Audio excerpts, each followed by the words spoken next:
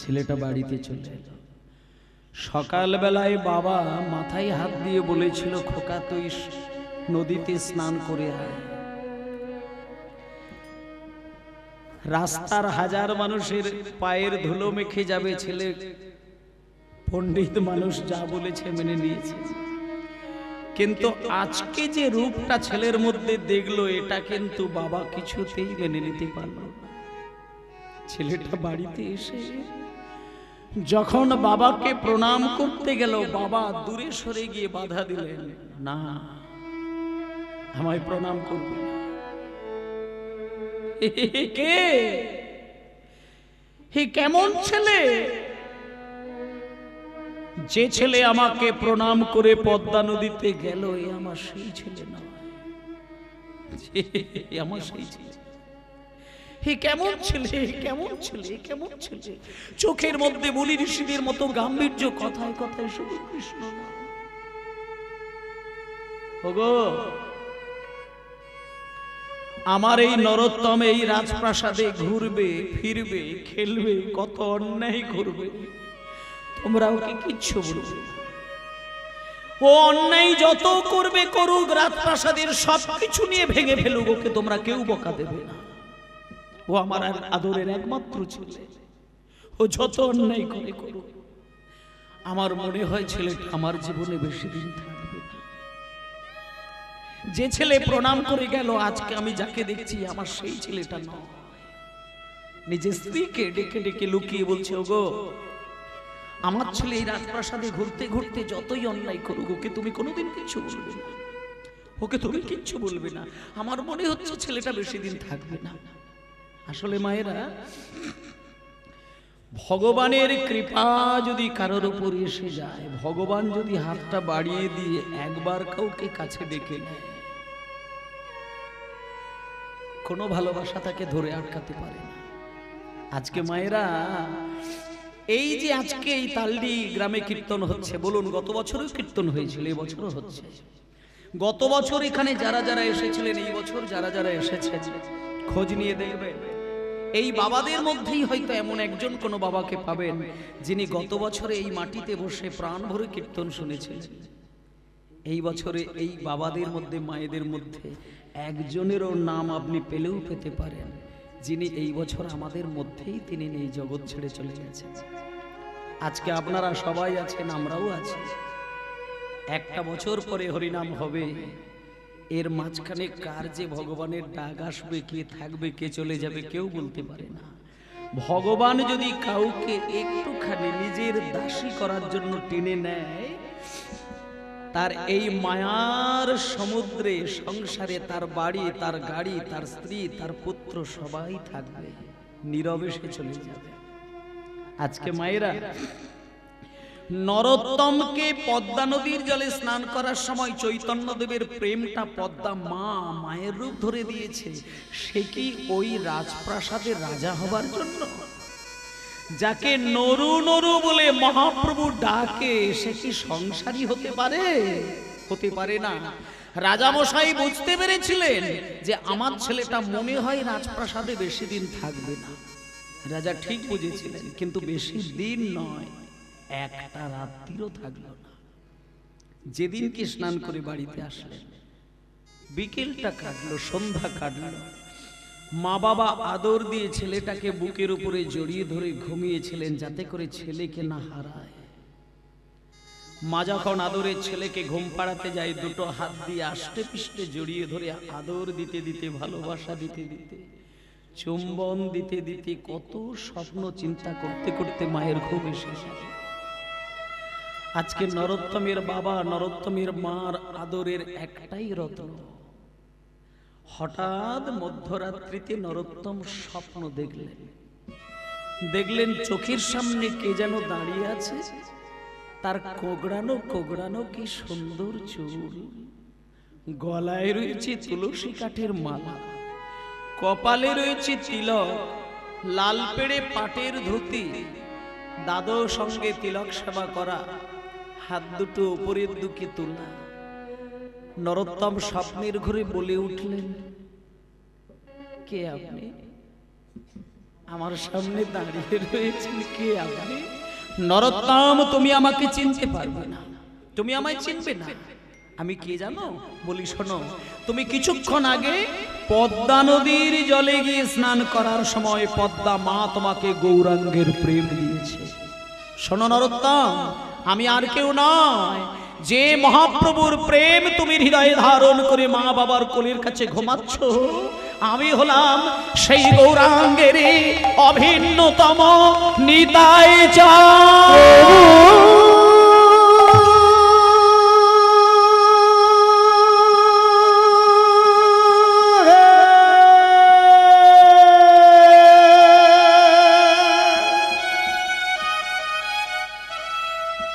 নরোত্তম,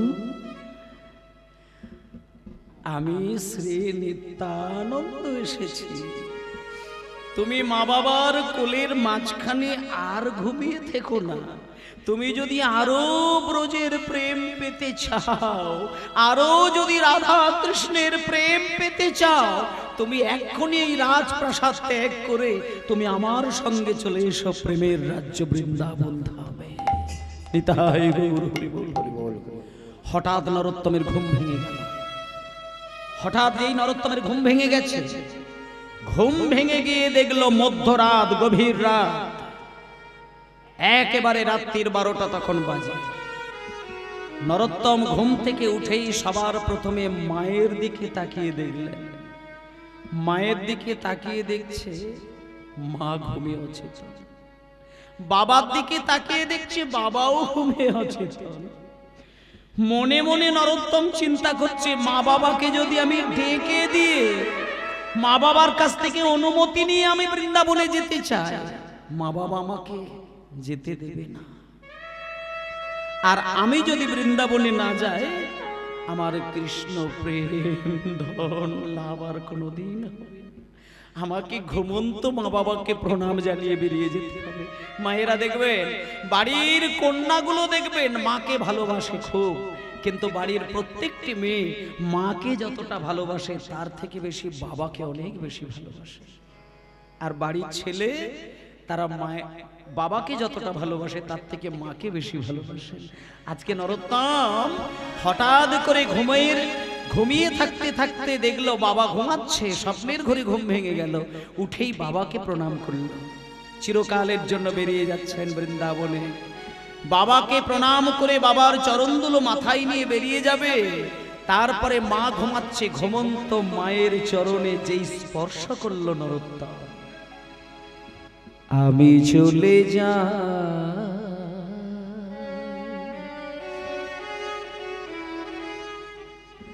আমি চলে যাই,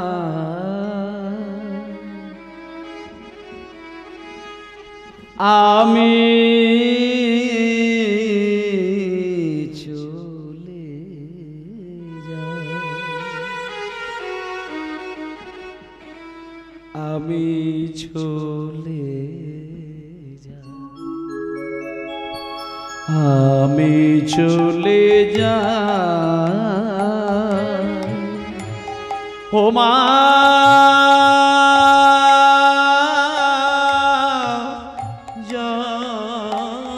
জননী জননী, আমায় দাও গো বিদায়, ও মা জননী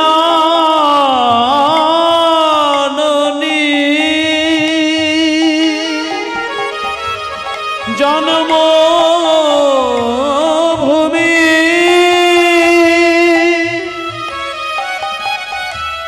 দাও গো বিদায়। হরি বল, হরি বল।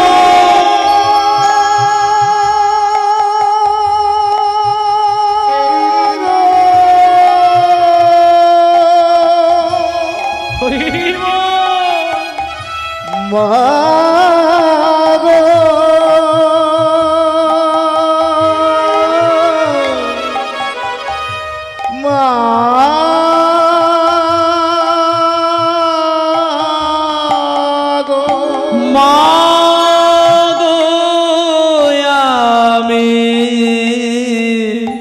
চলে যা।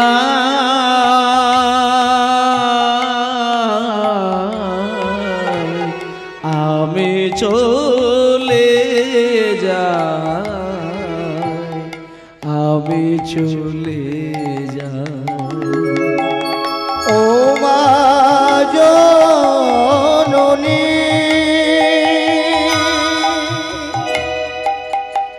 জনম ভূমি হরি বল হরি বল আমি চলে যাই আমি চলে যাই আমি চলে যাই। ঘুমন্ত পিতামাতাকে প্রণাম করে জন্মভূমির ধুলো বুলিয়ে নিয়ে গেলেন। সারা জীবনের জন্য ঘর ছেড়ে বেরিয়ে গেলেন। ছোট্ট ছেলেটাকে মা বাবা চিরকালের জন্য হারাবে এটা ভাবতেও পারে না। ঘর থেকে বেরিয়ে গেল। মধ্যরাত ছুটছে, কোথায় বৃন্দাবন, কোথায় বৃন্দাবন। ছুটতে ছুটতে ছুটতে ছুটতে পৌঁছে গেল বিহার। বাংলা থেকে ছুটতে ছুটতে বিহার পর্যন্ত চলে গিয়ে বিহারের একটা গভীর জঙ্গল, সেই জঙ্গলে অজ্ঞান হয়ে আছাড় খেয়ে পড়ে গেল। ভাগ্যক্রমে সেই পথ দিয়ে এক ব্রাহ্মণ যাচ্ছিলেন। যেতে যেতে যেতে যেতে হঠাৎ নরোত্তমকে দেখতে পেয়েছে।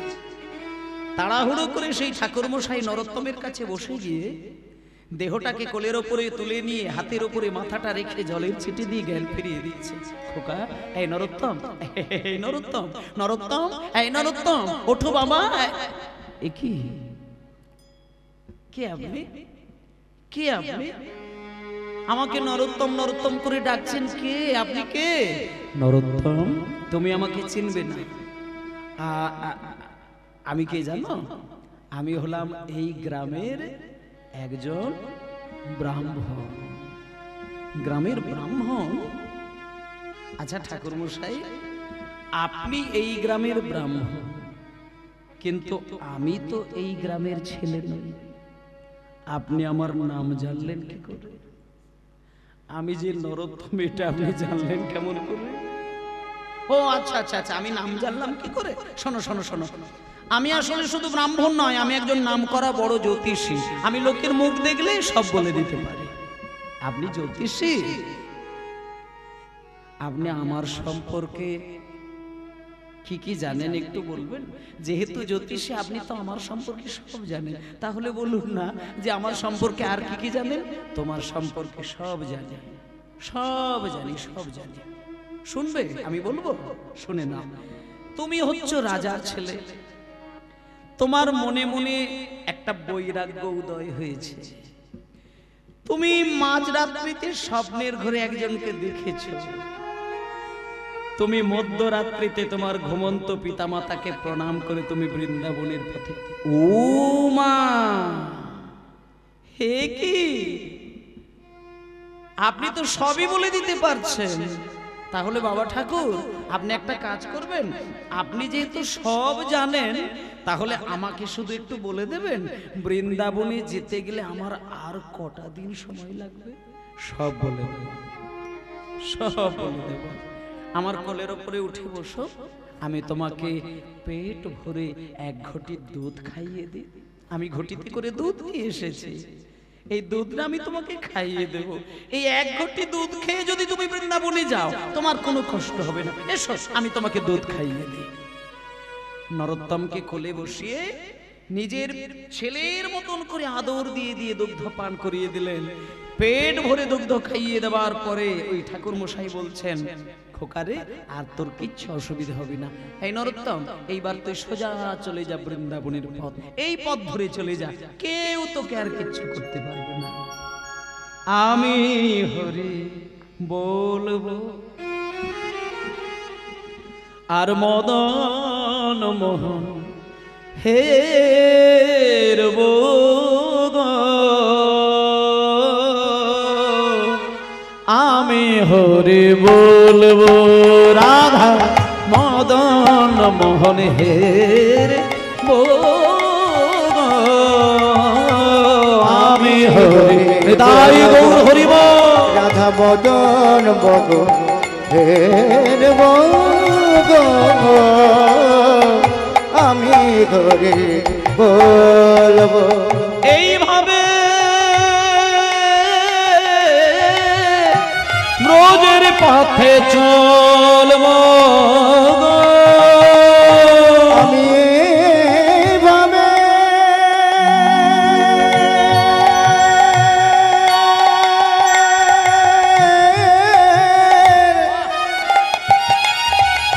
ব্রজের পথে চলবো আর আমি হরি বলবো রাধা মদন মোহন হে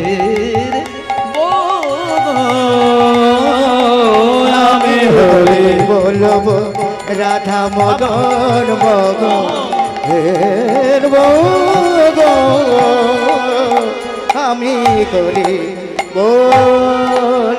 আর বৃন্দাবনের রাখাল মেলা সঙ্গীতে বিনোদ খেলা বৃন্দাবনে বৃন্দাবনের রাখাল মেলা সঙ্গেতে বিনোদ খেলা কবে তাদের চরণ ধুলা কবে তাদের চরণ ধুলা আর কবে তাদের চরণ ধুলা মাখবো গো, কবে তবে তাদের তাদের চরণ ধুলা মাখবো গো।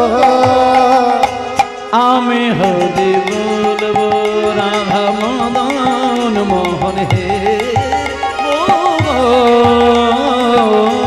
আমি হরি বলবো রাধা রাধা মদন মগন হের বগো আমি করি বলবো আমি হরি বলবো আমি হরি বলবো আমি হরি বলবো আমি হরি বলবো আমি করি বাবা নরোত্তম মা বাবাকে ত্যাগ করে বিহার চলে গেছিল।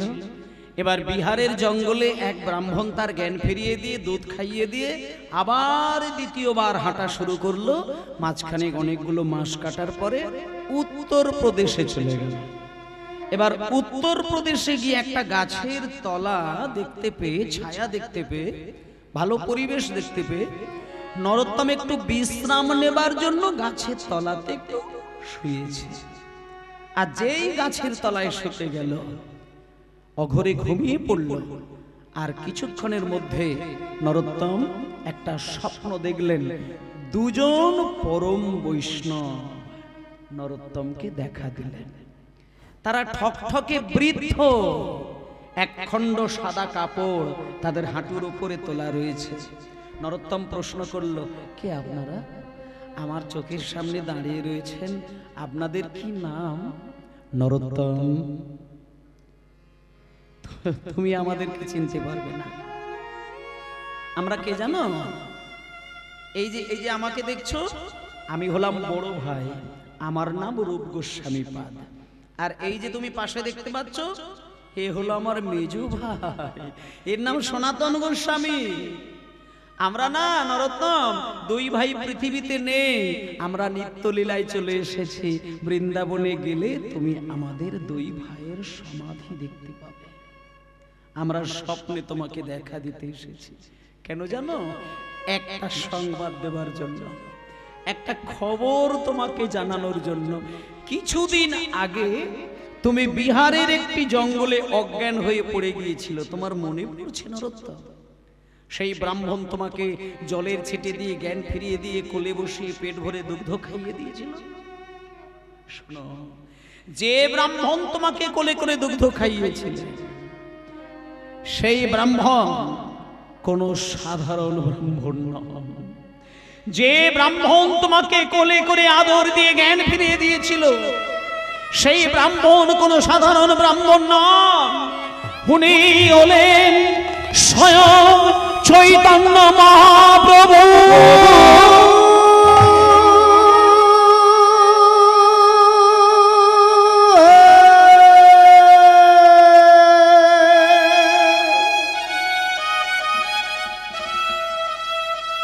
মায়েরা, হঠাৎ নরোত্তমের ঘুম ভেঙে গেল। ঘুম ভেঙে গিয়ে দেখলো যে দুজন বৈষ্ণব এতক্ষণ দাঁড়িয়েছিলেন তারা নেই, উধাও। তাদের পদ ছিন্ন ধুলোর মধ্যে পড়ে রয়েছে। ওই ধুলোর মধ্যেই গড়াগড়ি দিতে দিতে নরোত্তম কেঁদে উঠল, ঠাকুর তুমি আমার সামনে দেখা দিলে, আমাকে আদর দিলে, মাথায় জল ছিটে দিয়ে জ্ঞান ফিরিয়ে দিলে, দুধ খাওয়ালে, একটা বার তুমি ধরা দিলে না যে তুমি ভগবান। ঠাকুর ঠাকুর কে তোমায় চিনিতে পারে,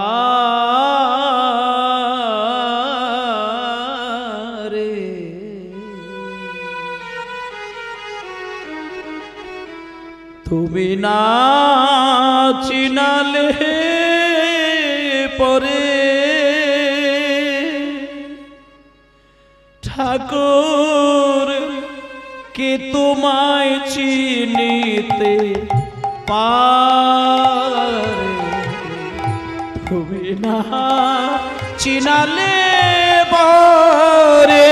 হরি হরি বল। কে তোমায় চিনিতে পারে, তুমি না চেলালে পরে ঠাকুরকে তোমায় চিনিতে পারে, তুমি না চেনালে পরে। আমার অন্তরে আর বাহিরে বিরাজিছ তুমি, আমার অন্তরে বাহিরে বিরাজিছ তুমি, দয়াময়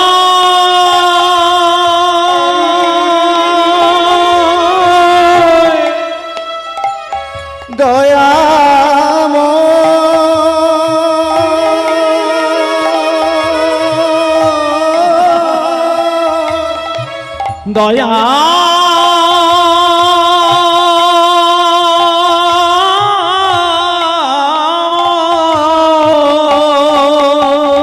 আমার অন্তরে বাহিরে বিরাজিছ তুমি, আমি দেখিও না দেখি তোমায় তোমারে, তুমি না হরি হরি হরি পরে ঠাকুরকে তোমায় চিনিতে পারে, তুমি না চেনালে পরে ঠাকুরকে তোমায় চিনিতে পারে, তুমি না চেনালে পরে।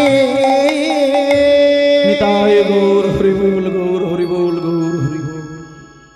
ভগবানের কৃপা ছাড়া কোনোদিন ভগবানকে চেনা যাবে না।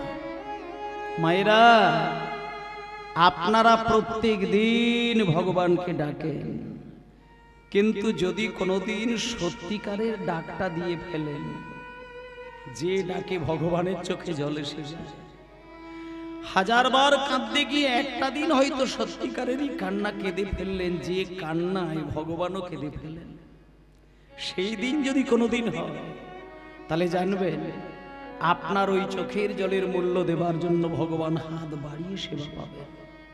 তবে আপনি তাকে চিনতে পারবেন না। ভগবান যদি কোনো ভক্তের কান্না সহ্য করতে না পারে, তার কাছে আসে, পাগল বেশে আসতে পারে, পাগলির বেশে আসতে পারে, কোনো ভিখারির বেশ ধারণ করে আসতে পারে, বা কোনো সাধু গুরু বৈষ্ণবের বেশ ধারণ করে আসতে পারে। আমরা ধরতে পারি না, চিনতে পারি না, কারণ ভগবান নিজে থেকে যদি স্বরূপটা কাউকে না দর্শন করায়, কেউ ধরতে পারবে না। নিতাই গৌর হরি বল। ভগবানের লীলা পরম ব্রহ্মা পর্যন্ত চিনতে পারে না। সৃষ্টিকর্তা ব্রহ্মা, তিনিও কিন্তু কৃষ্ণের লীলা বুঝে উঠতে পেরেছিল না। তাই বৃন্দাবনে কৃষ্ণের চারিদিকে ঘোরা 9 লক্ষ ধেনু, 24 জন সখা হরণ করে পর্বতের গুহার মধ্যে অজ্ঞান করে আটকে অচেতন করে রেখে দিয়েছিলেন। যতবার বৃন্দাবনে যায় ততবার নূতন করে কৃষ্ণ 9 লক্ষ গুরু 24 জন সখার রূপ ধরে চিনতে পারে না, বারবার হরণ করে নেয়। কেন চিনতে পারে না? ভগবান নিজে যদি না ধরা দেয় কোনোদিন বুঝতে পারে না। অবশেষে ব্রহ্মাকে পর্যন্ত তার অভিশাপ পেতে হয়েছিল কৃষ্ণের কাছ থেকে। তা আজকে স্বয়ং মহাপ্রভু সেই চৈতন্যদেব আজকে নরোত্তমের কাছে ব্রাহ্মণের বেশে এত কথা বলল, একটা বড় নরোত্তমকে ধরা দিল না। আমি সেই চৈতন্য মহাপ্রভু। হরি বল, হরি বল। যখন মহাপ্রভুর কথা শুনতে পেল, নরোত্তম পাগল হয়ে কাঁদছে। কাঁদতে কাঁদতে ইতিমধ্যে পৌঁছে গেল বৃন্দাবন। বৃন্দাবনে গিয়ে একজন বৈষ্ণবের চরণে নরোত্তম গিয়ে আছাড় খেয়ে পড়লেন। জীব গোস্বামী পাদ কি জয়, জীব গোস্বামী পাদ কি জয়, জীব গোস্বামী পাদ কি জয়। খোকা, এই খোকা, দেখি সামনে এসো তো বাবা। কি মিষ্টি কণ্ঠ তোমার, কি সুন্দর দেখতে, ছোট্ট অল্প বয়স। কি নাম বাবা তোমার? আমার নাম নরোত্তম। কি নাম? নরোত্তম। বাবার নাম? বাবার নাম হচ্ছে কৃষ্ণানন্দ দত্ত। বাড়ি কোথায়? আমার বাড়ি হচ্ছে বাংলায়। আমি বাংলা থেকে বৃন্দাবনে এসেছি। আর আমার বাবা হচ্ছেন একজন রাজা মশাই। আমি না একটু বৃন্দাবনে চলে এসেছি আপনার কাছে। আপনি আমাকে দীক্ষা দেবেন? আপনার কাছ থেকে আমি দীক্ষা মন্ত্র নিয়ে আমি রাধা গোবিন্দের সেবা করব। শোনো নরোত্তম, তুমি রাজার ছেলে এসেছো বৃন্দাবনে, মানে তো খুব আনন্দের বিষয়। ঠিক আছে, আমি তোমাকে দীক্ষা দেব। রাজার ছেলে মানে আমি শুনেছিলাম রূপ গোস্বামী, সনাতন গোস্বামী সারা বাংলার প্রধানমন্ত্রী আর অর্থমন্ত্রী ছিল। তারা মন্ত্রিত্ব ছেড়ে দিয়ে বৃন্দাবনের বাবাজি হয়েছিল। আর এই আমি প্রথম দেখলাম যে বাংলার একটা রাজা তার ছেলে রাজ সর্বস্ব ছেড়ে দিয়ে বৃন্দাবনে এসেছে। ঠিক আছে, আমি তোমায় দীক্ষা দেব। তোমার বাবাকে একটু নিয়ে এসো, তোমার মাকে একটু নিয়ে এসো, আমি তাদের সঙ্গে একটু আলাপ পরিচয় করি। নিয়ে এসো। বাবা ঠাকুর, আমার মা বাবাকে তো আমি নিয়ে আসিনি। আমি তো মা বাবা ঘুমাচ্ছিল, আর আমি তো মা বাবাকে প্রণাম করে ওই মা বাবার ওই ঘুমন্ত অবস্থা থেকে আমি না জানিয়ে চলে এসেছি। আমি তো মা বাবাকে নিয়ে আসিনি। বাবা ঠাকুর, তুমি মা বাবাকে নিয়ে আসোনি? তার মানে তুমি একা এসেছো? একই এইটুকু বাচ্চা ছেলে বাংলা থেকে বৃন্দাবন, এ তো কয়েক মাস কেটে যাবে, বছর কেটে যাবে। তুমি কেমন করে আসলে বলো দেখি? সামনে এসো, সামনে এসো। তুমি যে বৃন্দাবনে আসলে তোমার পথের মধ্যে কোনো দুর্ঘটনা ঘটেনি? হ্যাঁ বাবা ঠাকুর, পথে দুর্ঘটনা ঘটেছে। আমি বিহারের জঙ্গলে এসে অজ্ঞান হয়ে গেছিলাম। এক ব্রাহ্মণ আমার মাথায় জল দিয়ে জ্ঞান ফিরিয়ে দিয়ে দুধ খাইয়ে দিয়েছিল। তারপরে উত্তরপ্রদেশে এসে আমি দুইজন বৈষ্ণবকে দেখলাম। একজন হচ্ছেন রূপ গোস্বামী, একজন হচ্ছেন রূপ গোস্বামী, আর একজন সনাতন গোস্বামী।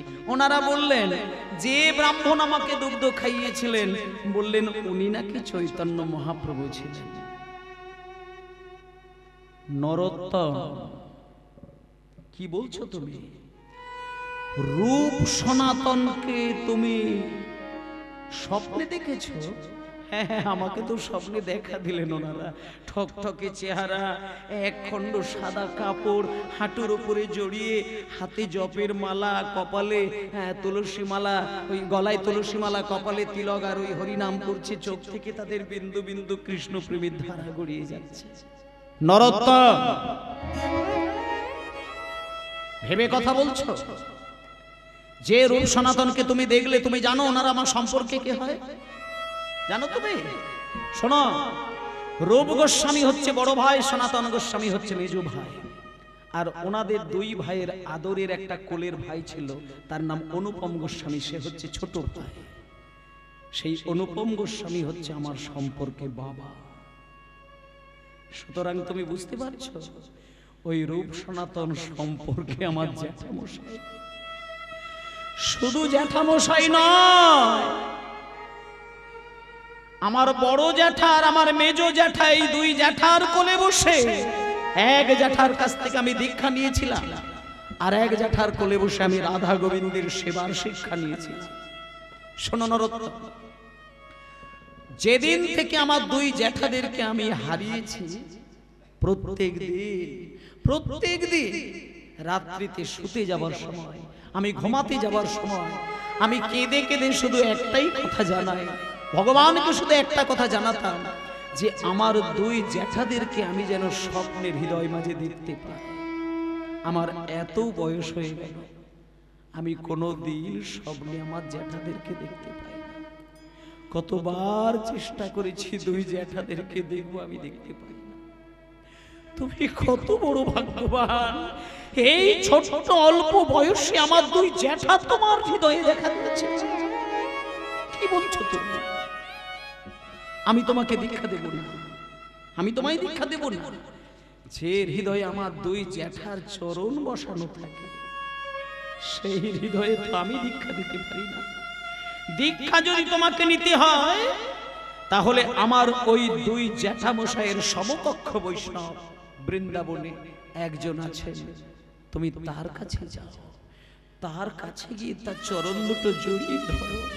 তোমার এই রূপ, তোমার এই ভাব, ভালোবাসা দেখে, প্রেম দেখে যদি উনি তোমাকে দীক্ষা দেয়, তাহলে জানবে তোমার এই মানব জীবন ধন্য হয়ে গেল। চলে যাও। তার নাম লোকনাথ গোস্বামী। জয় জয় শ্রী গুরু প্রেম কল্প তরু। জয় জয় শ্রী গুরু প্রেম কল্প তরু। বড় অদ্ভুত জাগ্রত প্রকাশ, বড় অদ্ভুত জাগ্রত প্রকাশ, বড় অদ্ভুত জাগ্রত প্রকাশ, বড় অদ্ভুত জাগ্রত প্রকাশ প্রকাশ, বড় অদ্ভুত জাগ্রত প্রকাশ। ইতিমধ্যেই নরোত্তম লোকনাথ প্রভুর কাছেই গিয়ে হাজির হলেন। যে লোকনাথ প্রভুর বয়সী আর বৃন্দাবনে কেউ নেই, সবাই জগৎ ছেড়ে চলে গেছেন, শুধু উনি মাত্র বেঁচে আছেন এখনো। অনেক বয়স, ঠকঠকে চেহারা, বয়স হয়ে গেছে, চোখে ভালো করে দেখতে পায় না, কানে ভালো করে শুনতে পায় না। ওনার কাছে গিয়ে নরোত্তম হাজির হলেন। লোকনাথ গোস্বামী পাদ কি, লোকনাথ গোস্বামী পাদ কি, লোকনাথ গোস্বামী পাদ কি। কে কে কে আমার জয়ধ্বনি দেয়? কে আমার জয়ধ্বনি দিচ্ছিস রে? এই কে ভেতরে আয়। বাবা ঠাকুর, কে তুই? আমার নাম নরোত্তম। নরোত্তম? বাবার নাম কি? আমার বাবার নাম হচ্ছে ওই কৃষ্ণানন্দ দত্ত। কৃষ্ণানন্দ দত্ত। বাড়ি কোথায়? আমি বাংলা থেকে এসেছি গোস্বামী পাদ। আচ্ছা, তা বাংলা থেকে এসেছিস, তোর বাবা কি করে? আমার বাবা একজন রাজা মশাই। আচ্ছা, তার মানে তুমি রাজার ছেলে। বলো এখানে কি জন্য এসেছো বলো। বাবা ঠাকুর, আপনার কাছে আমি এসেছি, আর আপনি আমাকে দীক্ষা দেবেন, আমি একটু রাধা গোবিন্দের সেবা করব। দীক্ষা? আচ্ছা, এই জন্য বলি আমার কেন জয়ধ্বনি দিচ্ছে। শোনো শোনো শোনো শোনো, কাছে এসো, কাছে এসো। শোনো, রাজার ছেলে, বৃন্দাবনে এসেছো, প্রসাদ পাও, ঘোরো, ফেরো, বেদি হও, যাও বেদি হও। আমি তোমায় দীক্ষা দেব না। এটা তোমার উপরে রাগ দুঃখ অভিমান করে বলছি না, এটা আমার প্রতিজ্ঞা। জীবনে আমার কাছে হাজার হাজার বৈষ্ণব এসেছে, কত মাথা ঠুকেছে, আমি দীক্ষা দিই না। যাও, বেরিয়ে যাও, এটা আমার প্রতিজ্ঞা। চলে যাও, বেরিয়ে যাও, দীক্ষা আমি দেব না। নরোত্তম মনে মনে ভাবলেন, আপনি শুধু আমার এই জন্মের গুরু নন, আপনি আমার গত জন্মের গুরু ছিলেন বটে। দীক্ষা আপনি নাইবা দিলেন, আপনার মুখ পানে চেয়ে আমি মরে যাব, তবুও কারোর কাছে দীক্ষা নেব না। আমার চক্ষু দানে দিলা যে, জন্মে জন্মে গুরু সে। হরি হরি বল। জন্মে জন্মে গুরু সে, চক্ষু দানে দিলা যে, জন্মে জন্মে গুরু সে। আমার চক্ষু দানে দিলা যে, জন্মে জন্মে গুরু সে। জন্মে জন্মে গুরু সে। লোকনাথ লোকের জীবন, লোকনাথ লোকের জীবন, প্রভু লোকনাথ লোকের জীবন, লোকনাথ লোকের জীবন, প্রভু লোকনাথ লোকের জীবন, লোকনাথ লোকের জীবন, লোকনাথ লোকের জীবন। নরোত্তম ঠিক করে নিয়েছে, দীক্ষা যদি ইনি আমাকে নাও দেয়, আমি এই জায়গায় মাথা ঠুকে ঠুকে মরে যাই, কারোর কাছে যাব না। কারণ লোকনাথ গোস্বামীর একটা রূপ উনি দেখতে পেয়েছেন যে ইনি আমার এ জন্মের নয়, গত জন্মের গুরু ছিলেন। এখানে যারা আমার মায়েরা বাবারা রয়েছেন, একটা কথা বলি, দীক্ষা গুরু যদি কারোর ভাগ্যে এইরকম হয়ে যায় যে দীক্ষা মন্ত্র নেওয়ার পরে গুরুদেবের সঙ্গে আপনার সম্পর্কটা ভক্তি জগতের দিক থেকে অতি পবিত্র সুমধুর, গুরুদেবের চরণ স্পর্শ করলে হৃদয়ে কৃষ্ণ প্রেম এসে যায়, গুরুদেবের নাম মুখে আনতে পারলেই যেন কৃষ্ণ নাম মুখে এসে যায়, এইরকম যদি গুরু কোনোদিন সান্নিধ্য পেয়ে যান, তাহলে জানবেন ওই গুরু আপনার গত জন্মের গুরু ছিল। আর যদি কোনোদিন কোনো গুরুর কাছ থেকে কোনো কারণে দীক্ষা নেওয়া হয়েছে, কিন্তু সম্পর্কটা হাজার চেষ্টা করেও আপনি ভালো তৈরি করতে পারছেন না, এমন অনেক মানুষের অনেক গুরু কপালে এসে যায় যাদের সঙ্গে সম্পর্ক ভক্তি জগতের দিক থেকে ভালো নয়, তাহলে জানতে হবে ওটা আপনার সঠিক গুরু নির্বাচন হয়নি, আপনাকে অন্য গুরুর চরণ ধরে আলোর পথে আগাতে হবে। আজকে লোকনাথ গোস্বামী যখন নরোত্তমকে দেখা দিয়েছে, নরোত্তম পরিষ্কার দেখতে পেয়ে গেলেন ইনি আমার এই জন্মের গুরু নন, ইনি আমার গত জন্মের গুরু ছিলেন। দীক্ষা নাই দিক, আমি এনার কাছেই পড়ে থাকবো। দেখতে দেখতে বেশ কটা দিন, কটা মাস, কটা বছর কেটে যায়। একদিন লোকনাথ গোস্বামী, সেদিন ছিল প্রচন্ড ঠান্ডা, কনকনে ঠান্ডা, প্রচন্ড শীত। হঠাৎ ভোর ৩টের সময় লোকনাথ গোস্বামী মলত্যাগ করতে যাচ্ছে মন্দির থেকে অনেকটা দূরে, গঙ্গার ধারে, যমুনার ধারে। এবার হঠাৎ নরোত্তমের চোখে পড়ে গেল, এত রাত্রিতে, এত ঠান্ডার সময়, গুরুদেবের এত বয়স, একা একা মলত্যাগ, কেউ সঙ্গে নেই, হঠাৎ যদি গুরুদেবের কিছু হয় কে বাঁচাবে? আমি বরং লুকিয়ে লুকিয়ে যাব, গুরুদেবের যদি কোনো বিপদ হয় ওই সুযোগে ছুটে গিয়ে আমি গুরুদেবের চরণ সেবা করব। দেখতে দেখতে সেই দিনকে নরোত্তম পিছনে পিছনে গেলেন। হঠাৎ নরোত্তম দেখতে পেল লোকনাথ গোস্বামী পায়খানা করার জন্য একটা জায়গায় দাঁড়ালেন। পায়খানা বসতে যাবেন বলে প্রস্তুত, কিন্তু পায়খানা বসলেন না। কিছুক্ষণ পরে গিয়ে যমুনার জলে স্নান করে ফেললেন। ঠক ঠক করে কাঁপছে, এত ঠান্ডা।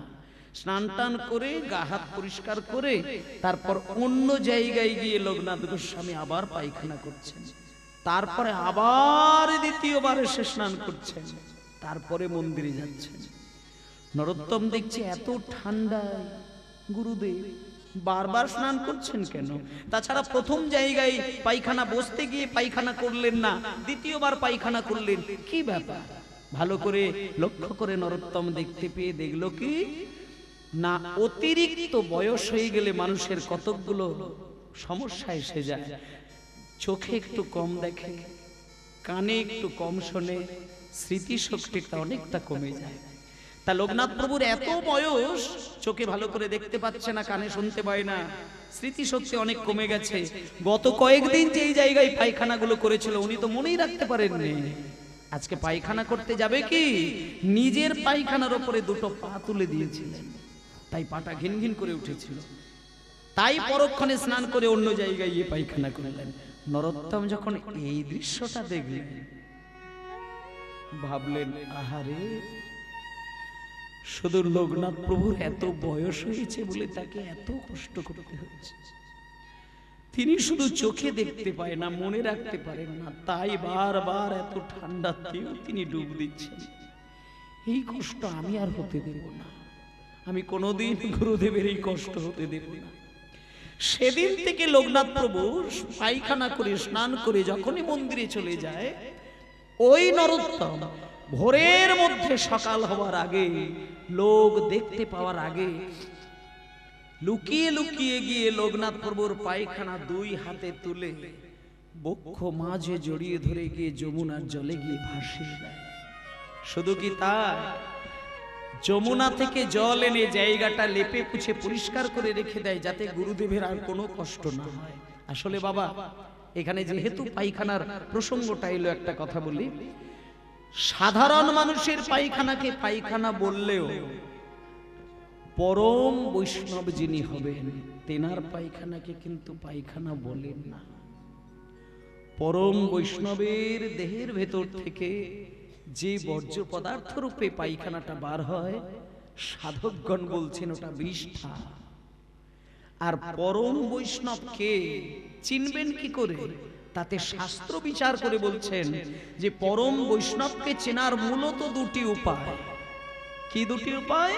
এক নম্বর হচ্ছে যে মানুষটা জন্ম থেকে মৃত্যু পর্যন্ত, জন্মক্ষণ থেকে মৃত্যুক্ষণ পর্যন্ত রাধা মাধবের প্রসাদ ছাড়া কোনো কিছুই জিহ্বায় স্পর্শ করে না, আর যে মানুষটি জন্ম থেকে মৃত্যু পর্যন্ত রাধা মাধবের নাম প্রেম ধ্যানের মধ্যে সদাই ডুবিয়ে রাখেন, এই মানুষের ভেতর থেকে যে পায়খানা বার হয়, শাস্ত্র বলছে বিষ্ঠা, ওটা পায়খানা নয়।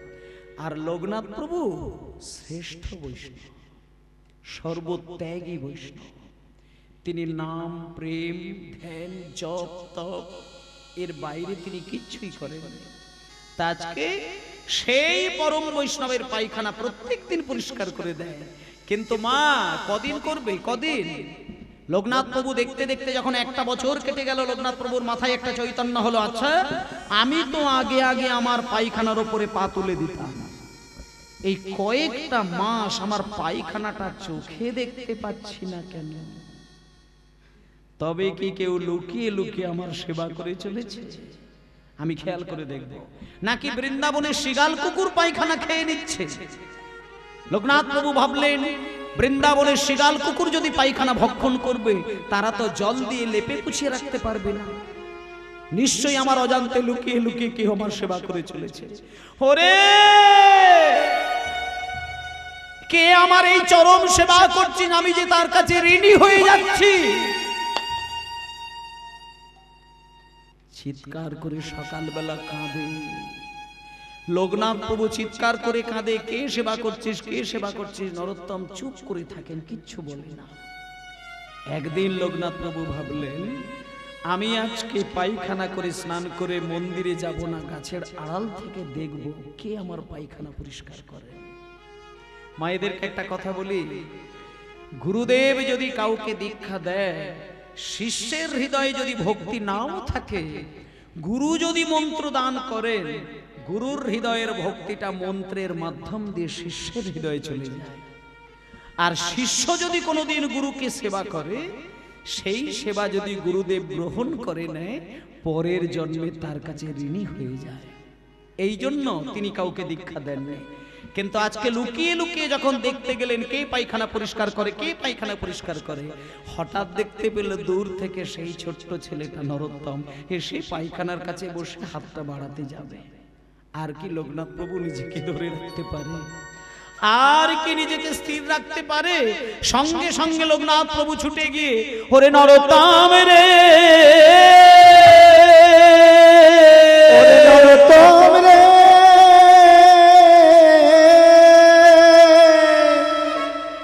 তুই কিনা রাজার ছেলে, নিজের পায়খানা কোনোদিন নিজ হাতে পরিষ্কার করিস নাই, আজকে তুই আমার পায়খানা পরিষ্কার করে তোর কিছু হোক বা না হোক আমার যে বড় জীবনের ক্ষতি করে দিলি, তুই যে আমায় জন্মে জন্মে ঋণী করে দিলি। ওরে নরোত্তম রে, আজকে যদি আমি তোকে দীক্ষা মন্ত্র না দিয়ে দিই, তাহলে যে আমি ভগবানের কাছে বড় অপরাধী হয়ে যাব, তাই আমার বুকে আয়, আমি তোকে দীক্ষা মন্ত্র দান করলাম। আজকে নরোত্তমকে বুকে জড়িয়ে ধরে, একেবারে হৃদয় মাঝে জড়িয়ে ধরে লোকনাথ গোস্বামী সেই দীক্ষা মন্ত্র নরোত্তমকে দান করে দিলেন। আর বলে দিলেন, নরোত্তম তুই হলি আমার জীবনের প্রথম শিষ্য, আর তুই হলে আমার জীবনের শেষ শিষ্য। নরোত্তমের দীক্ষা হয়ে গেল। যেই নরোত্তমের দীক্ষা হয়ে গেছে মায়েরা, কত কত বৃন্দাবনের সাধকগণ লাইন দিয়েছেন নরোত্তমকে দেখার জন্য। তাদের মধ্যে একজন এসেছেন যিনি সারা পৃথিবীর মধ্যে একজন সঙ্গীত গায়ক, যার নাম হলো হরিদাস স্বামী, যিনি সারা ভারতের সম্রাট আকবরের পোষা যে শিল্পী ছিল তানসেন, সেই তানসেনের যিনি গুরুদেব ছিলেন। তানসেন সারা ভারতের একজন শিল্পী ছিলেন, উচ্চাঙ্গ সঙ্গীত, আকবরকে গান শুনিয়ে কাঁদাতেন। সেই তানসেনের গুরুদেবের নাম হচ্ছে হরিদাস স্বামী। সেই হরিদাস স্বামী আজকে নরোত্তমের কাছে এসে বললেন, নরোত্তম, তোমার সম্পর্কে আমি বৃন্দাবনের সব খবর জানি। লোকনাথ প্রভু তোমাকে দীক্ষা দিয়েছেন, মানে আমাকে আর নতুন করে কিচ্ছু বলতে হবে না। তুমি আমার কোলে বসে রাগ রাগিনী শেখো, উচ্চাঙ্গ সঙ্গীত শেখো, গান বাজনা শেখো। তাই বাবা নরোত্তম ওই লোকনাথ গোস্বামীর কাছ থেকে দীক্ষা পাওয়ার পরে হরিদাস স্বামীর কাছ থেকে কোলে বসে গান শিখেছিলেন। যে গান তানসেন শিখেছিলেন, সেই তানসেনের গুরু হরিদাস স্বামী, তিনি নরোত্তমকে সঙ্গীত শিখিয়েছিলেন। এরপরে শ্রীনিবাস আচার্য প্রভু শেষকালে আসলেন। তিনি এসে বললেন, নরোত্তম, তোমার সব কথাই আমরা জেনে গেছি। পৃথিবীর মধ্যে শ্রেষ্ঠ সাধক যদি থাকতে হয়, একমাত্র আমি তোমাকেই দেখলাম। শোনো, তোমাকে শিখতে হবে কেমন করে রাধা গোবিন্দকে সেবা করতে হয়। তুমি চোখ বন্ধ করে ধ্যান করবে। হঠাৎ তুমি ধ্যানের মধ্যে দেখতে পাবে তোমার দুটো ভ্রুর মাঝখানে একটা আলোর জ্যোতি, আর সেই আলোর মাঝখানে তুমি দেখতে পাবে বৃন্দাবন। সেই বৃন্দাবনের মাঝে দেখবে তুমি কুঞ্জবন, আর কুঞ্জবনের মাঝে দেখবে একটা সোনার বেদি, আর সোনার বেদির উপরে দেখবে ছোট্ট ছোট্ট রাধা কৃষ্ণ একে অপরের সঙ্গে কথা বলছে। আর তোমার কাজ হলো রাধা কৃষ্ণ যখন কথা বলবে, তাদের সামনে তুমি এক বাটি দুধ গরম করে মুখের সামনে ধরবে। এইটাই হবে তোমার কৃষ্ণ সেবা। নিতাই গৌর প্রেমানন্দে হরি বল। এইবার নরোত্তম ধ্যানের মধ্যে ডুবে গেল। যেই ধ্যানের মধ্যে ডুবে গেল, দেখতে পেল দুটো ভ্রুর মাঝে একটা তীব্র আলোর জ্যোতি। সেই আলোর মাঝখানে দেখতে পেল বৃন্দাবন, সেই বৃন্দাবনের মাঝখানে দেখতে পেল কুঞ্জবন, আর কুঞ্জবনের মাঝে দেখলো একটা সোনার বেদি। সোনার বেদির ওপরে দাঁড়িয়ে রয়েছে রাধা কৃষ্ণ, আর তাদের মধ্যে হচ্ছে কথোপকথন। রাধা কৃষ্ণ প্রাণময়। আচ্ছা, একটুখানি বললি, এই মুহূর্তে আমি যুগলের একটা গান গাইবো রাধা কৃষ্ণের, কিন্তু এখানে লীলাটা শেষ নয়। লীলাটা শেষ হবে যে জায়গাটা, সেটা হচ্ছে নরোত্তম দাস ঠাকুরের একেবারে জীবন অবসান জায়গায় আসবে, মানে উনি প্রাণ ত্যাগ করবেন, ওইখানে সমাপ্ত হবে। তার আগে কয়েকটা কথা হবে তারপরে। তাই আর একটুখানি মন দিয়ে শুনবেন, তারপর পরবর্তী লীলা, রাস লীলা আপনারা শুনবেন। রাধা কৃষ্ণ প্রাণ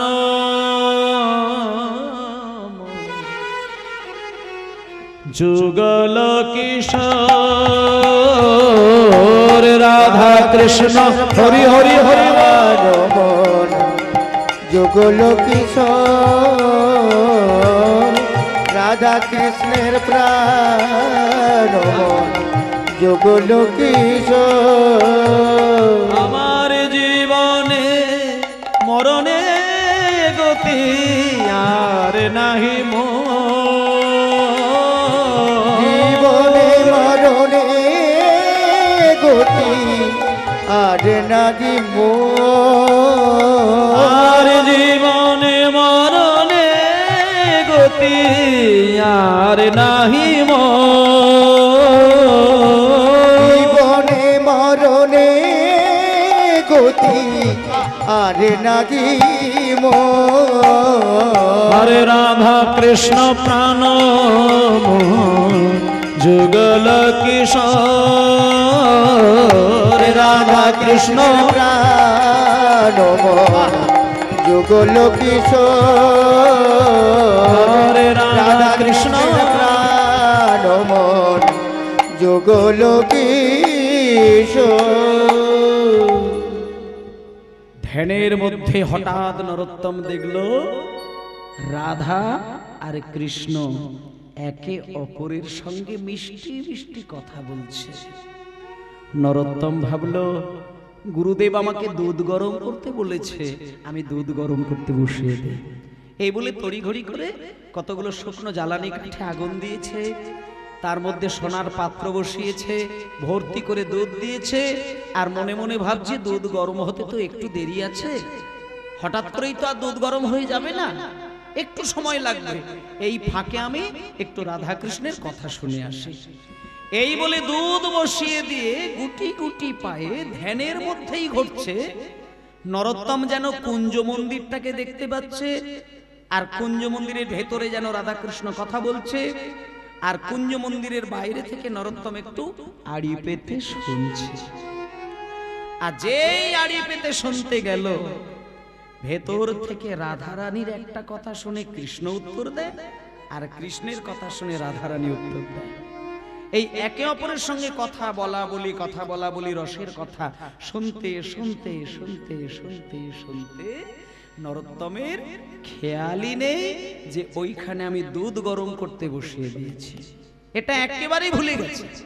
মাঝখানে অনেকটা সময় পার হয়ে গেল, হঠাৎ ওইদিকে আগুন উঠে গিয়ে দুধের বাটি লাল হয়ে গিয়ে সব দুধ উতলে গিয়ে আঁচের মধ্যে যেই ধপাস করে পড়লো, সেই পোড়া দুধের গন্ধ নরোত্তমের নাকে এলো। যেই দুধের গন্ধ নাকে এসেছে, নরোত্তম ছুটে গিয়ে দুধের বাটি নামাতে গেছে, দেখলো দুধের বাটি লাল হয়ে গেছে, একবারে গনগন গনগনি লাল, আর দুধ সব পড়ে গেছে। শুধু বাটির মধ্যে ওই একটুখানি ছিটে পোটা কণা দুধ ওই তলায় রয়েছে। নরোত্তম শুধু ভাবলো যে আমি যদি ওইটুকু দুধও বাঁচিয়ে রেখে দিয়ে রাধা কৃষ্ণের মুখের সামনে ধরি, অন্তত গুরুদেবের কথাটা তো রাখতে পারবো, আমি তো রাধা কৃষ্ণের সেবা থেকে বঞ্চিত তো হলাম না। এই বলে তাড়াহুড়ো করে দুধের বাটিটা নামাতে গেছে। মানে মাথায় তার হুঁশ নেই যে বাটি যেখানে আঁচের মধ্যে লাল হয়ে গেছে, সেটা ধরা মানে মিনিমাম একটা কাপড় দিয়ে ধরার দরকার, সেটা খেয়াল নেই। খালি হাতেই হাতটা বাড়িয়ে যেই দুধের বাটি ধরে নামাতে গেল, ছ্যাঁকা লেগে গিয়ে ধ্যানটা ভেঙে গেল। আর যেই ধ্যান ভেঙে গেল, নরোত্তম সবার প্রথমেই হাতের দিকে তাকাল। হাতের দিকে যেই নরোত্তম তাকিয়েছে, অদ্ভুত ভাবে দেখতে পেল ধ্যানের মধ্যে ফসকা পড়ল। ধ্যান ভেঙে যাবার পরেও নরোত্তম দেখছে হাতের 5টা আঙুল কালো হয়ে পুড়ে গেছে। তাই গৌর হরি বল, হরি বল, হরি বল। অসহ্য যন্ত্রণা, হাতটা সম্পূর্ণ পুড়ে গেছে, কালো হয়ে গেছে হাতটা। আর সেই ফসকা পোড়া পোড়া হাত আঁচলের মধ্যে লুকিয়ে নিয়ে নরোত্তম কাঁদতে কাঁদতে শ্রীনিবাস আচার্য প্রভুর কাছে ছুটে গেল। নরোত্তম শুধু একটা কথা ভাবলো, আমি গুরুদেবের প্রথম দিনের সেবার অধিকারী আমি হতে পারলাম না, আমি কথা রাখতে পারলাম না, তাই আমার এই পোড়া হাত নিয়ে গিয়ে গুরুদেবের কাছে গিয়ে আমি সব জানিয়ে দেব, যাতে উনি আমায় কৃপা করেন। তাই সঙ্গে সঙ্গে নরোত্তম হাতটা আঁচলের মধ্যে লুকিয়ে নিয়ে, ও হে গুরুদেব,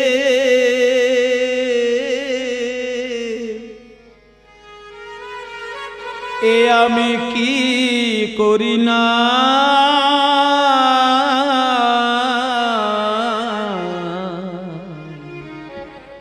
ও হে গুরুদেব,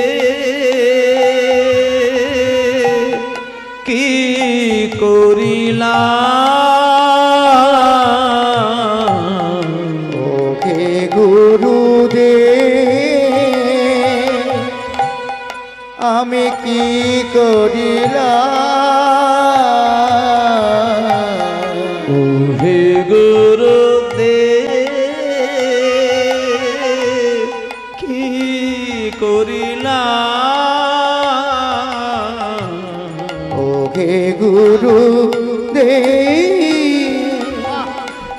আমি কি করিলাম, আমি সুখের কথা ভেবে ভেবে সকলে হারালাম, হরি বল। সুখের কথা ভেবে ভেবে সকলি ঘরালা আমি সুখের কথা ভেবে ভেবে সকলি হারালাম। আমি সুখের কথা ভেবে ভেবে সকলি ঘরালা। ওহে গুরুদেব আমি কি করিলাম, ওহে গুরুদেব কি করিলাম, ওহে গুরুদেব কি করিলাম। গুরুদেবের কাছে এসে নরোত্তম কাঁদতে কাঁদতে আছাড় খেয়ে পড়ল। বাবা, গুরুদেবের কাছে এসে আছাড় খেয়ে যখনই মুখ দিয়ে বাক্য বলতে যাবে, গুরুদেব ছুটে এসে হাতটা দিয়ে মুখটা চেপে ধরল। নরোত্তম, কিচ্ছু বলতে হবে না, তোকে কিচ্ছুই বলতে হবে না, আমি সব জানি, সব জানি রে বাবা, সব জানি। শোন শোন শোন শোন নরোত্তম, শোন, আমার কাছে এই পর্যন্ত কত হাজার বৈষ্ণব এসেছে, কত হাজার ভক্ত এসেছে, সকলকে শুধু আমি বলি ধ্যান করো, ধ্যান করো, ধ্যান করো, ধ্যান করো, কেউ পারে না। কালকে যখন আমি তোকে বলে আসলাম তুই ধ্যানের মধ্য দিয়ে রাধা গোবিন্দের সেবা কর, তুই ধ্যানে ডুব দিলি, আমি সঙ্গে সঙ্গে ছুটে এসে আমার মন্দিরে বসে আমি ধ্যান করছিলাম। সেই ধ্যানের মধ্যে আমি তোকে দেখছিলাম, তুই ধ্যানের মধ্যে যা করেছিস আমি ধ্যানের মধ্যে আমি সব দেখতে পেয়েছি। নরোত্তম, প্রথম দিনে না হয় তুই সামান্য একটি ভুল করেছিস, কিন্তু সারা জীবনে তো এই ভুল আর দ্বিতীয়বার করবি না। আমি তোকে একটা কথা বললাম, শোন, তোর মতন এত বড় বৈষ্ণব বৃন্দাবনে এর আগে কেউ কোনো দিন আসে না। শোন, আমি তোকে মাথায় হাত দিয়ে আশীর্বাদ করলাম, আজ থেকে তোর নাম করে দিলাম, তুই হলি সারা বৈষ্ণব সমাজের একজন বিশিষ্ট বৈষ্ণব আচার্য। তোর নাম হবে ঠাকুর নরোত্তম দাস।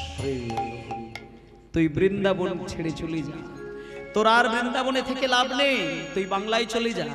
বাংলায় গিয়ে বাঙালিদের ঘরে ঘরে গিয়ে যে প্রেম তুই আজকে হৃদয়ে ধারণ করেছিস, তুই তোর সংকীর্তনের মাধ্যম দিয়ে প্রেম প্রচার কর। তাই বাবা, সেই নরোত্তম দাস ঠাকুর উনি কিন্তু জীবনের শেষের দিকে অনেকগুলো বছর কাটানোর পরে উনি কিন্তু বৃন্দাবন ছেড়ে আবার আমাদের এই বাংলায় চলে এসেছিলেন। এবং যখন উনি বাংলায় পুনরায় ফেরত আসলেন, যখন ওই রাজশাহী জেলার রাজার বাড়িতে বাবার বাড়িতে ঢুকতে গেলেন রাজবাড়িতে, তখন সেইখানে গিয়ে খবর পেলেন যে বাবা মা আর বেঁচে নেই, দুজনেই পরলোক গমন করেছেন।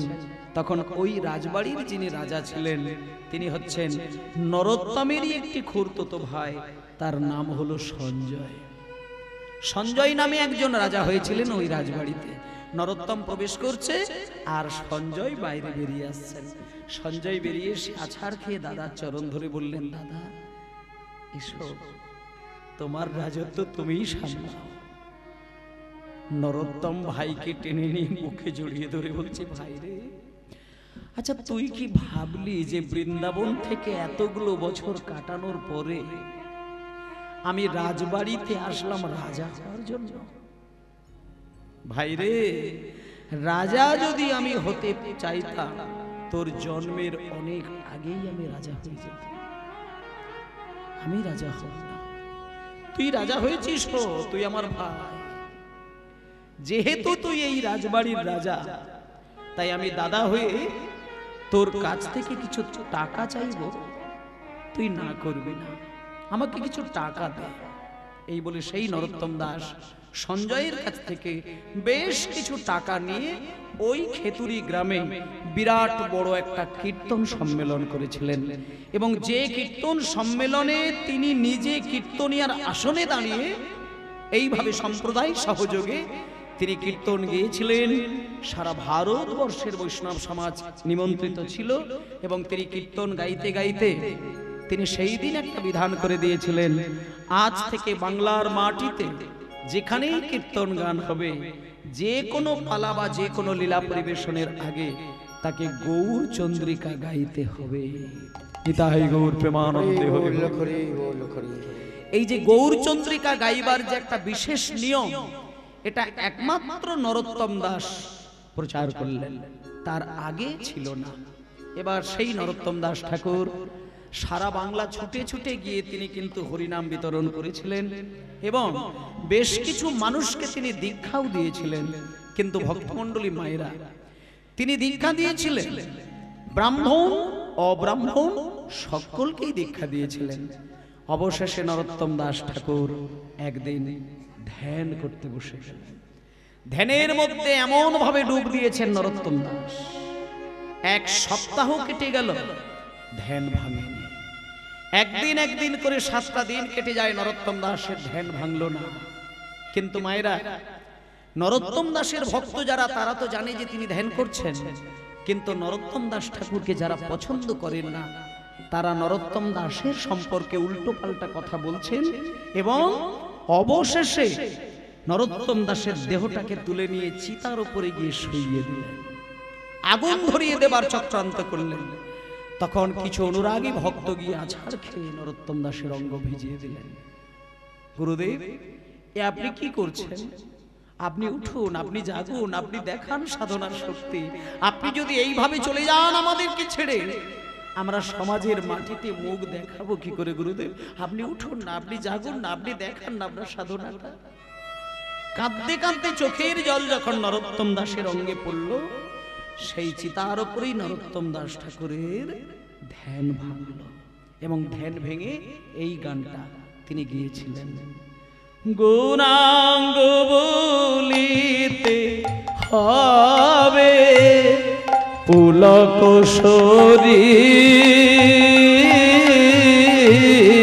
গৌরাঙ্গ বলিতে হবে পুলক গৌরাঙ্গ বলিতে হবে পুলক হর হরি হরি বলিতে নয়নে ববে নীর। হরি হরি বলিতে নয়নে বগেনি আরে গাবে নিতাই চাঁদ করুণা করিবে, আর কবে নিতাই চাঁদ করুণা করিবে। বলি আর কবে নিতাই চাঁদ করুণা করিবে, আর কবে নিতাই চাঁদ করুণা করিবে। সংসার বাসনা মোর কবে তুচ্ছ হবে, সংসার বাসনা মোর কবে তুচ্ছ হবে। বিষয় ছাড়িয়া কবে শুদ্ধ হবে মন, বিষয় ছাড়িয়া কবে শুদ্ধ হবে মন। আরে কবে হামহেরি বসে মধুর বৃন্দাবন বিঘাম ঘেরি বসে মধুর বৃন্দাবন কবে ঘাম ঘেরি বসে মধুর বৃন্দাবন। নিতাই গৌর প্রেমানন্দে হরি বল হরি বল হরি বল। নরোত্তম দাস ঠাকুর এই গানটা জীবনের শেষের দিকে গাইলেন, তাই জন্য মায়েদেরকে বললাম যে এই গানটা নরোত্তম দাস ঠাকুরের জীবনের সর্বসাধনার শেষ ফসল। এই গান গাইতে গাইতে তিনি বিদায় নিয়েছিলেন। কবে আমার গৌরাঙ্গ বলিতে হবে পুলক শরীর, হরি হরি বলতে গেলে দুই নয়ন থেকে কবে আমার বইবে নীর, আর কবে নিতাই চাঁদ আমাকে একটুখানি করুণা করবে, সংসার বাসনা মোর কবে তুচ্ছ হবে, বিষয় ছাড়িয়া কবে শুদ্ধ হবে মন, কবে হাম হেরিব সেই মধুর বৃন্দাবন।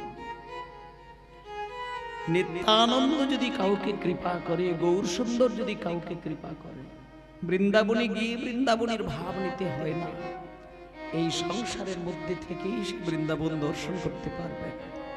আজকে দেখতে দেখতে নরোত্তম দাস ঠাকুর আরো গোটা দিন তিনি বেঁচে ছিলেন। একদিন বেশ কিছু বৈষ্ণবের ভক্তের কাছে বসে বসে বলেছিলেন, ওগো আমি হয়তো আর বেশি দিন থাকবো না, যেদিন আমি চলে যাব আমার এই দেহটা তোমরা শুধু পদ্মা নদীর জলে আমায় ভাসিয়ে দিও।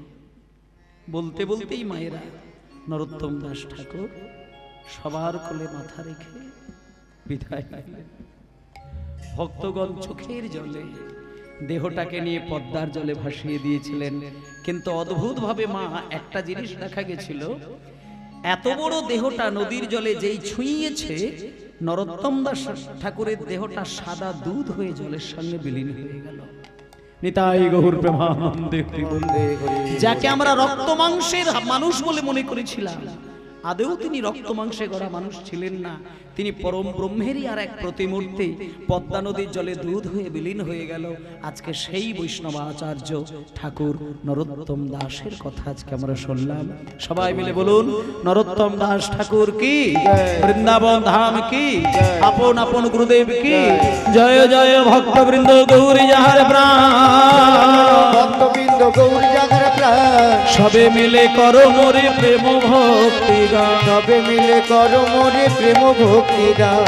জয় দাও জয় দাও জয় দাও জয় দাও, বদন ভরে বাহু তুলে জয় দাও জয় দাও, বদন ভরে বাহু তুলে জয় দাও জয় দাও, বদন ভরে বাহু তুলে জয় দাও জয় দাও, বদন ভরে বাহু তুলে জয় দাও জয় দাও। হরি বল হরি বল হরি বল হরি বল। নিতাই গৌর হরি বল হরি বল হরি বল হরি বল, নিতাই গৌর হরি বল হরি বল হরি বল হরি বল, নিতাই গৌর হরি বল হরি বল হরি বল হরি গুরু নিতাই গৌর প্রেমানন্দে হরি বল হরি বল হরি বল। হরি